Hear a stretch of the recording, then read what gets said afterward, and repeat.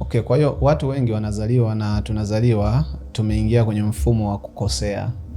Tunaingia kwenye mfumo wa kukosea. Kwa hiyo hizi ni changamoto ambazo zimepelekea watu wengi kuingia kwenye matatizo ya kutokujua nini cha kufanya baadaye. Na inawezekana wazazi na wenyewe walikuwa hawajui, babu, bibi, vizazi vitatu vinne vilivyoisha walikuwa hawajui kuhusiana na mambo mbalimbali ya kiroho jinsi yalivyo. Wanachojua tu ni kwenda kanisani, kwenda msikitini, kwenda kwenye nyumba za ibada, kusali na kuondoka, kutoka Jumapili kwenda mpaka Jumapili, kutoka Jumamosi hadi Jumamosi, Jumaa hadi Ijumaa, na mafundisho tu ya kiroho na nini, maadili hayo, kufundishana mambo ya maadili basi. Lakini in deep, kwa undani zaidi kuhusiana na asili ya mambo ya kiroho, kuhusiana na kuzaliwa, mchakato wake, mekanizmu yake au format, mwongozo, ramani ya maisha, kwa nini cha kufanya, wa kuolewa naye ni nani katika mfumo wa kiroho ukoje, au kujua mfumo wa uzaliwaji unatakiwa uishe tarehe unaozaliwa na miezi na mzunguko. Hayo watu hawafundishwi. Umeona? Sasa inawezekana babu yako, bibi yako na nini wote hao walikuwa hawayajui. Matokeo yake unakuwa Muislamu, unakuwa Mkristo, unataka kuingia kwenye mahusiano, ndo haya leo tunaona mtu anakimbia kwa mganga, anakimbia kwa shehe, anakimbia kwa nani, sio nabii, sio nani, angalau apate maelekezo kidogo nini cha kufanya ili ajisaidie. Mwingine ataenda kuangalia nyota, umeona hivi nyota yangu ni ipi? Natakiwa kumuoa nani? Je, huyu naye muoa tunaendana? Umeona? Kwa hiyo unakuta mpaka hata mtu kukumbuka huko ni mbali sana. Sasa akishakaribia sasa kufanya jambo fulani au akishapata changamoto, kwa mfano watu wanataka kuoa au kuolewa, unaenda kutoa taarifa nyumbani, wanakimbia kidogo kwenda kuhesabu, kuangalia ni nini mambo yanaweza, huyu koje na nini kwa ukoo au nini, umeona? Sasa wewe uelewi chochote. Unakuja tu mzazi anakuambia huyu hapana, huyu kumbe ameshaangalia kule. Huyu amna, atakupa tu vigezo na nini, lakini kumbe wao wameshaangalia kwenye mifumo.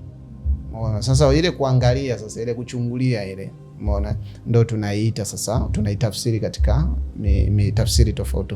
Wengine watasema uchawi, wengine watasema mawe, wengine watasema hivi, kila mtu ana lugha yake ya kuzungumza. Lakini ile ni sayansi ya kiroho, kuangalia mfumo wenu nyinyi mnaendana katika upande wa kiroho.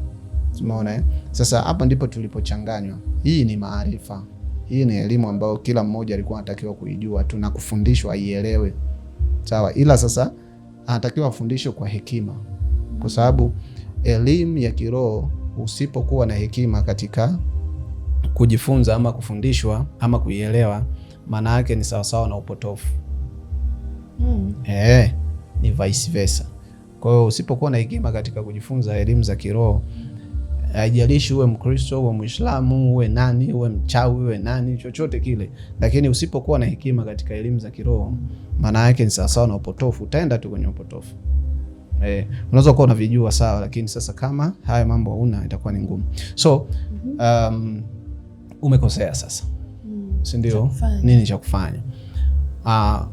Kikubwa zaidi ni kuriski. Wanasema ni kuriski. Kila kitu ukiona tayari kimeshatokea, lazima ukubaliane na hali, na ukishakubaliana na hali, maana yake lazima ukubaliane na maumivu. Yani umeshakosea, kubaliana na maumivu. Anza kurekebisha kama unataka kurekebisha. Kama unataka kuishi vile vile, endelea kuishi hivyo hivyo. Umeelewa? Shida utakazozipata huko, kubaliana nazo. Watoto wako, vizazi vyako vitakofuata, na wenyewe wataenda kwenye mkumbo huo, kwa sababu wewe hukutaka kuyarekebisha. Wewe umezaliwa, unaona wazazi wako wamekosea, nani walikosea, hawakuelewa haya mambo, wewe umeyaelewa. Anza kuriski wewe sasa. Hapo ambapo wewe ulipoanza kuyaelewa, anza kuriski. Anza kuriski muda wa kwanza kujifunza na kutaka kuokoa watakaofuata baada yako. Yani wewe kama ulikosea, basi hawa wanaokuja usikosee. Wewe uanze kurekebisha, kuswitch. Kama ni bomba uanze kulifungua na kuliweka vizuri. Umeelewa? Urekebishe na nini, ufute na nini, si ndio? Hapo ndio maana ya kujifunza sasa. Uanze kujifunza. Kwanza uanze kujifunza kuhusiana na nyota ni nini, una gym ni nini, umeelewa? Una uhusiano gani katika mahusiano, unaona mapenzi, ndio una uhusiano. Sasa tuanze kufundishana sasa hivi.